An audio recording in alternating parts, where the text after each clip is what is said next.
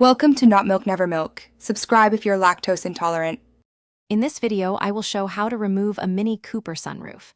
Start by parking on level ground, disconnecting the battery, and collecting Torx bits, trim tools, screwdrivers, and a soft blanket to protect trim.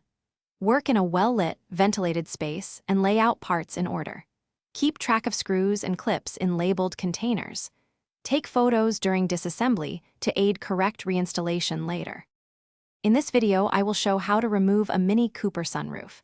Gently pry away weather strips and interior trim, unclipping panels without forcing plastic clips.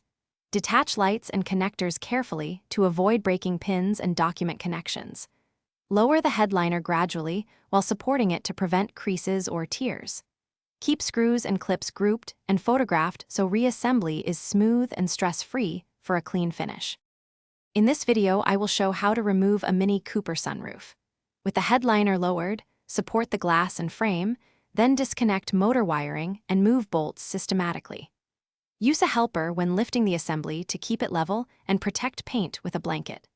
Inspect seals and guide rails for wear while the unit is out, and clean mounting surfaces before reinstalling or replacing components to ensure proper fit.